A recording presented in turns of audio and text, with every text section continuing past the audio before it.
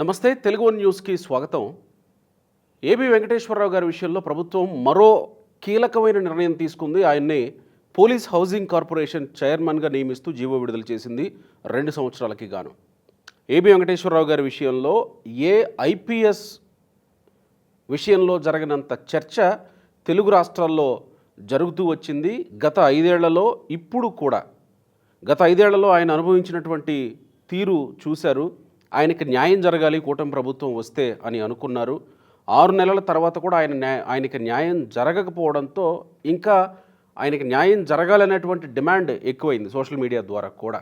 గత 5 రోజుల కిందటే ఆయన సస్పెన్షన్ కాలంలో కోల్పోయిన జీతభత్యాల్ని ఆయనకి రెగ్యులరైజ్ చేస్తూ ప్రభుత్వం ఒక జీవో ఇచ్చింది. 5 రోజులు తిరగక ముందే మళ్ళీ ఆయన్ని పోలీస్ హౌసింగ్ కార్పొరేషన్ చైర్మన్గా నియమిస్తూ ప్రభుత్వం నామినేటెడ్ పోస్టుతో ఉత్తర్వులు జారీ చేసింది. ఇక్కడ గమనించాల్సిన విషయం ఏంటంటే 5 రోజుల కిందట విడుదలైన జీతభత్యాల విషయంలో ఇది ఏబి వెంకటేశ్వరరావు గారికి సముచిత న్యాయం కాదు అనేది చాలామంది వెలుబుచ్చిన అభిప్రాయం. మరి ఇప్పుడు పోలీస్ హౌసింగ్ కార్పొరేషన్ ఇవ్వడం సముచిత న్యాయం అవుతుందా? మా ఎడిటర్ సుభాకర్ గారు ఉన్నారు ఫోన్ లైన్లో. సుభాకర్ గారు, ఎట్లా చూడాలి దీన్ని?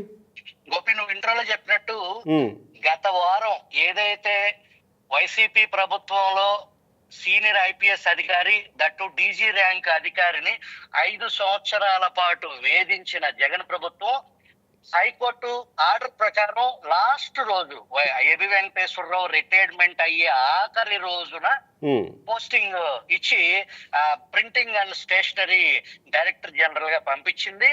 ఆయనకు ఆ రోజు అక్కడ వెళ్ళి కూర్చోటానికి కూడా టేబుల్ లేని పరిస్థితి.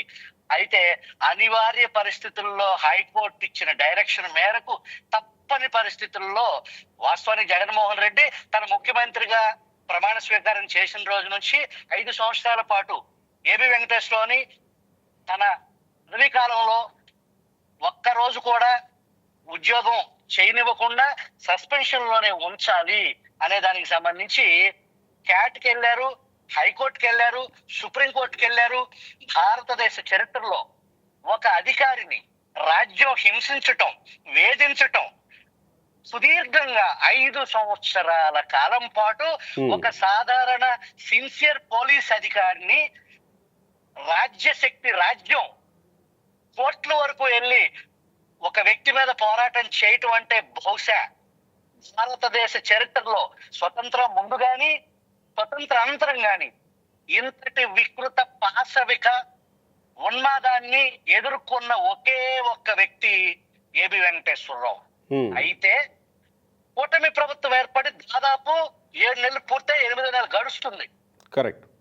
పోయిన వారం ఏబి వెంకటేశ్వరరావు సస్పెన్షన్ కాలాన్ని క్రమబద్ధీకరిస్తున్నట్లు గవర్నమెంట్ ఒక జీవో తీసుకొచ్చింది. దాన్ని ఏబి వెంకటేశ్వరరావుకి ఏదో ఈ కూటమి ప్రభుత్వం తవ్వి తలకెత్తినట్టు మీడియాలో చాలా పెద్ద పెద్ద కథనాలు ప్రచారం చేశారు. వాస్తవానికి అది ఏబి వెంకటేశ్వరరావు హక్కు. ఎప్పుడైతే హైకోర్టు అతనికి మీరు జాబ్ లోకి తీసుకోండి, సర్వీస్ లోకి తీసుకోండి అని చెప్పినప్పుడే అతని మీద గత ప్రభుత్వం ఏదైతే పెట్టిన అభియోగాలు ఉన్నాయో అవేవి కూడా నిరూపితం కాలేదు. కాబట్టి హైకోర్టు ఏబి వెంకటేశ్వరరావుని సర్వీస్ లోకి తీసుకోమని చెప్పిందంటేనే గత ప్రభుత్వంలో జగన్మోహన్ రెడ్డి 5 సంవత్సరాలు ఏబి వెంకటేశ్వర సస్పెన్షన్ కాలం అది అన్యాయం, అక్రమం, దుర్మార్గం అని చెప్పేసి హైకోర్టు చెప్పకనే చెప్పింది.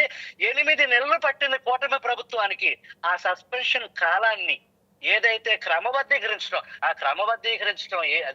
మూలాన ఏం జరిగిద్దంటే ఏబి వెంకటేశ్వరరావుకి సంబంధించిన రిటైర్మెంట్ బెనిఫిట్స్ అతనికి దాదాపు 1,67,00,000 రూపాయల పైచిలకు అది ఒక సాధారణ ఆయన డీజీ ర్యాంక్ అధికారి అయినప్పటికీ కూడా అత్యంత నీతివంతమైన అధికారి. ఈ రోజుకి హైదరాబాద్ లో గాని విజయవాడలో గాని 2 తెలుగు రాష్ట్రాల్లో ఒక అపార్ట్మెంట్ 2 బెడ్రూమ్ అపార్ట్మెంట్ కూడా ఆయన కలిగి లేరు. ఈ డబ్బులు వస్తే విజయవాడలో ఒక ఇల్లు కొనుక్కుందాం అనే ఒక ప్రణాళికలో ఉన్నారు అని చెప్పేసి ఆయన సన్నిహితులు మనకి గతంలో చెప్పారు. ఈ క్రమబద్ధీకరించడం మూలాన వచ్చేది ఏంటయ్యా అంటే తనకి రిటైర్డ్ అయిన ఏబి వెంకటేశ్వరరావు రిటైర్డ్ అయ్యి 9 నెలలు కావస్తుంది. ఈ పదవి 9 నెలల క్రితం అతనికి న్యాయంగా రావాల్సిన డబ్బులు ఇప్పుడు క్రమబద్ధీకరించారు కాబట్టి అవి వస్తాయి, ఇంకా రాలా. అంటే ప్రభుత్వం ఏబి వెంకటేశ్వరరావు పట్ల గడచిన 8 నెలలుగా అతనికి రావాల్సిన జీతానికి సంబంధించి, అతనికి రావాల్సిన సస్పెన్షన్ కాలంలో జీతానికి సంబంధించి, అతని రిటైర్మెంట్ బెనిఫిట్స్ సంబంధించి 8 నెలలుగా ఆ ఫైలు సిఎస్ దగ్గరే, ముఖ్యమంత్రి కార్యాలయం చీఫ్ సెక్రటరీ దగ్గర ఆ ఫైల్ ఉంది. దీని మీద మనం మన ఛానల్లో దాదాపు 2-3 సార్లు కథనాలు ప్రసారం చేశాం. ఏబి వెంకటేశ్వర ఫైల్ ఇంకా సిఎస్ దగ్గరే ఉంది. ఎన్ని రోజులు పెట్టుకుంటారు సిఎస్, దాన్ని ముఖ్యమంత్రి సంతకం పెట్టరా అని చెప్పేసి మనం కూటమి ప్రభుత్వం దృష్టికి తీసుకెళ్లే ప్రయత్నం చేశాం.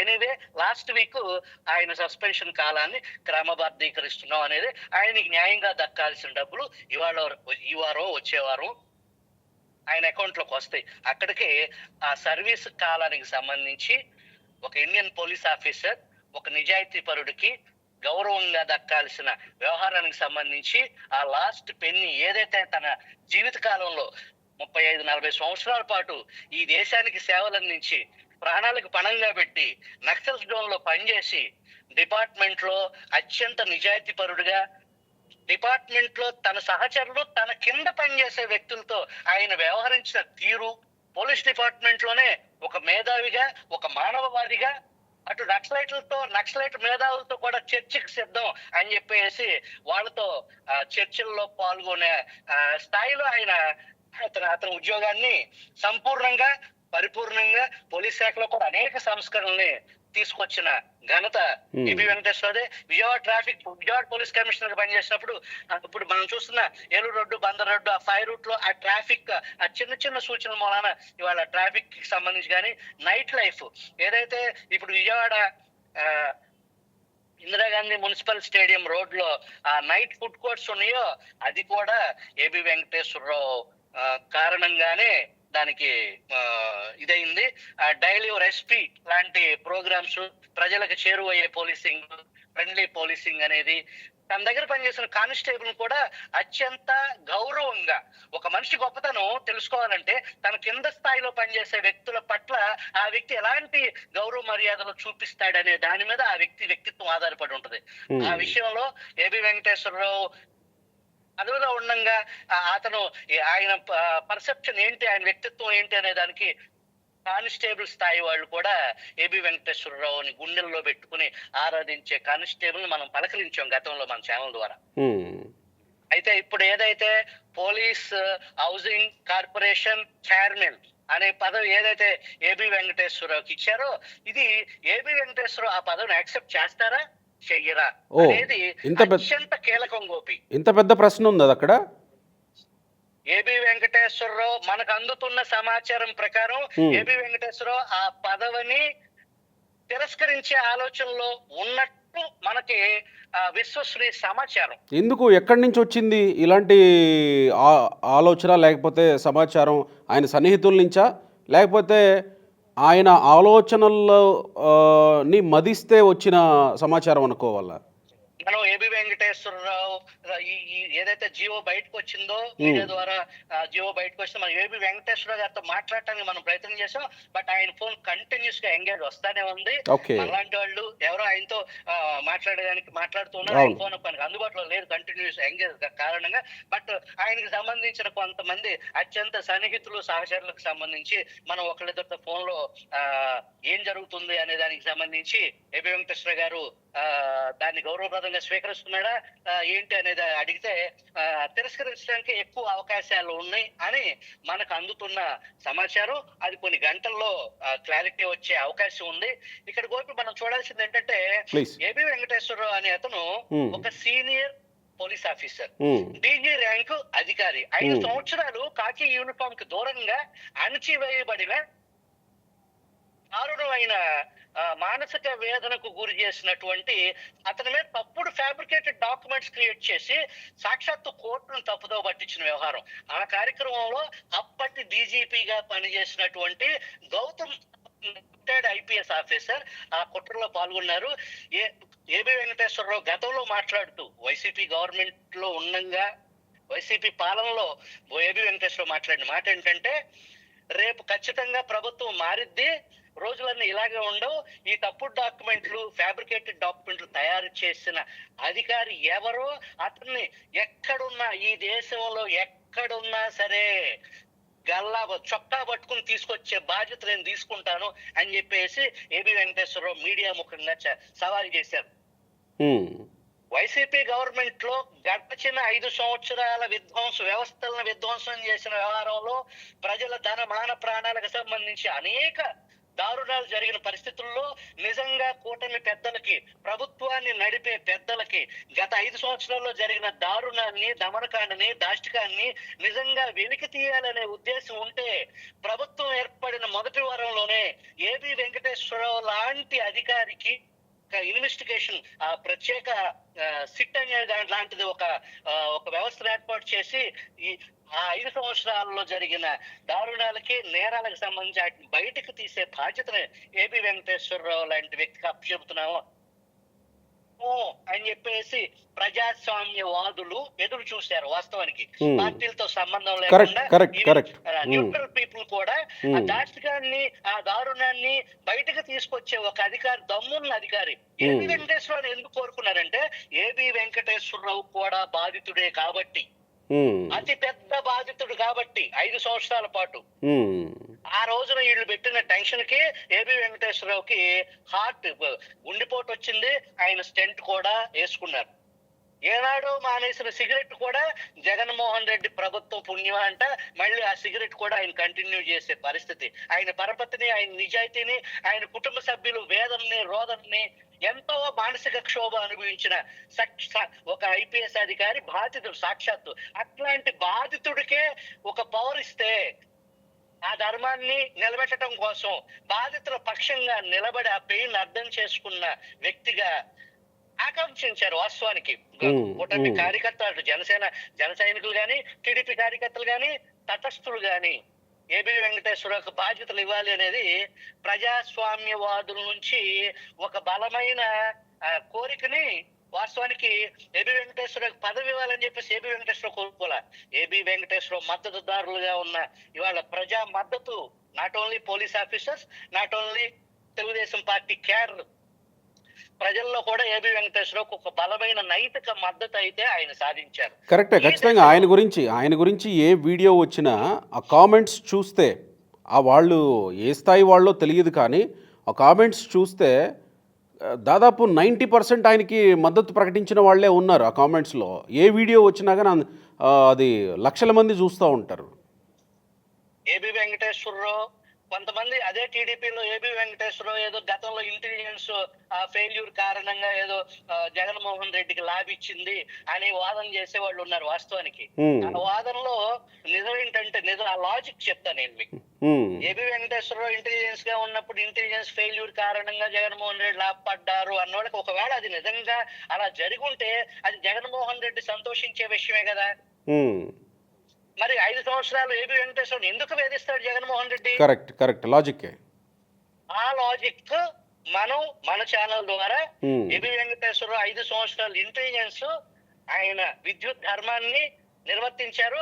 ఆనాటి ప్రభుత్వ పెద్దలు పెడచెవిన పెట్టడం, రాజకీయ నాయకులు గెలిస్తేనేమో వాళ్ళ గొప్పతనం, ఓడిపోతేనేమో పరనింద అనేది అది కామన్ గా మనం ఆ బ్లేమ్ ని ఎదుటి వాళ్ళకి ఇవ్వటం అనేది అది సర్వసాధారణం. ఇక్కడ ఏబి వెంకటేశ్వరరావు ఈ పదవి గతంలో వైసీపీ పాలనలో గడిచిన 5 సంవత్సరాల క్రితం ఒక మండలి స్థాయి నాయకుడికి, ముందుగా ఒక ఎంపీటీసీ, ఆ తర్వాత ఒక జెడ్పీటీసీ, అంటే మండల స్థాయి వైసీపీ నాయకుడికి వైసీపీ గవర్నమెంట్ లో ఈ AP police housing corporation chairman ఇచ్చారు. అంటే ఏబి వెంకటేశ్వరరావు స్థాయిని పెంచినట్ట, తగ్గించినట్ట? ఓకే. దీంట్లో ఏబి వెంకటేశ్వరరావు ఏం చేస్తారు? దగ్గరుండి ఇల్లు కట్టిస్తారా టాపీ మేస్త్రి లాగా? ఒకవేళ ఏబి వెంకటేశ్వరరావు కనుక ఈ పదవిని యాక్సెప్ట్ చేస్తే దాంట్లో ₹1 అవినీతి లేకుండా మాత్రం చేయగలుగుతారు. అది ఏబి వెంకటేశ్వరరావు గురించి దగ్గరగా చూసిన వాళ్ళకి, ఆయన ట్రాక్ రికార్డ్ తెలిసిన వాళ్ళకి ఆ హౌసింగ్ కార్పొరేషన్ లో ఒక్క రూపాయి అవినీతి లేకుండా మట్టుకు ఆయన చేయగలుగుతారు. కానీ అక్కడ హౌసింగ్ లో అవినీతి కంటే కూడా ఈ 5 సంవత్సరాల కూటమి ప్రభుత్వంలో జరిగిన దారుణాలని ఒక అత్యంత విలువలతో కూడిన జీవితం, విలువలు ప్రామాణికంగా ప్రజా ప్రయోజనమే తన విద్యుత్ ధర్మంగా పనిచేసిన అధికారికి అప్పచెప్పాల్సిన బాధ్యత పోలీసులకు ఇళ్లు కట్టించడం అనే బాధ్యత కాదు. సిమెంట్ కట్టలు ఎన్ని, ఇటుకరాళ్ళు ఎన్ని వచ్చినాయి, ఇసుక ఎన్ని ట్రాక్టర్లు వచ్చింది, ఎంత బొచ్చుకి ఎంత సిమెంట్ కలుపుతున్నారు, ఇది కాదు కదా ఏబీ వెంకటేశ్వరకు అప్పచెప్పాల్సిన బాధ్యత. అరుడుగట్టని నేరస్తుల నిలయమైంది గడిచిన 5 సంవత్సరాలు ఆంధ్రప్రదేశ్ స్టేట్ లో. దారుణాలని అమానవీయ కోణాన్ని కదా బయటకు తీయటానికి ఏబీ వెంకటేశ్వర సేవలు వినియోగించుకోవాలి అనేది అక్కడ ప్రజాస్వామ్యవాదులు, టీడీపీ కేడరు, జనసేన కేడరు, బీజేపీకి సంబంధించిన వ్యక్తులు కూడా ప్రజాస్వామ్యవాదులు ఇది ఆయనకి తగిన పదవి కాదు అనే భావనలో ఉన్నారు గోపి. రైట్, మరి చూద్దాం. మరి మీరు అన్నట్టు ఆయన యాక్సెప్ట్ చేస్తారా లేదా అనేది పెద్ద ప్రశ్న ఇప్పుడు. మరి ఆయన ఎప్పటిలోపు ఆయన నిర్ణయాన్ని చెప్తారు, యాక్సెప్ట్ చేస్తే ఏంటి, చేయకపోతే ఎలా ఉంటుందనేది ముందు ముందు చూద్దాం. ఆయన అడుగులు ఇటువైపు చూద్దాం. Thank you Subhash. దీంట్లో ఒక కీలకమైన అంశాన్ని మనం పరిశీలించాలి. Yeah please. ఏబీ వెంకటేశ్వరరావు లాంటి వ్యక్తికి గతంలో జరిగిన దారుణాల నేర పరిశోధనని, ఆ నేర పరిశోధన బయటికి తీయటానికి కూటమి ప్రభుత్వం ఇష్టంగా లేదా? రైట్, కీలకం. ఇక్కడ మనం రెండు అంశాలు. ఇక్కడ ఏబీ వెంకటేశ్వరకు ఒత్తిడి ఉంది, ఏబీ వెంకటేశ్వరరావు దాష్టికానికి గురయ్యారు, ఏబీ వెంకటేశ్వరరావుకి ఏదో ఒక పదవి ఇవ్వాలి, ప్రజల్లో ఆయన సానుభూతి ఉంది. సో ఏదో ఒకటి ఇచ్చేసి మామ అని చెప్పేసి పక్కన పెడేద్దాం, అయిపోయింది ఏబీ వెంకటేశ్వరరావు గోల అనేది అనుమానాలు పలువురిలో ఆసక్తి రేకెత్తిస్తుంది. రైట్ సుభాకర్ గారు, థ్యాంక్ యూ.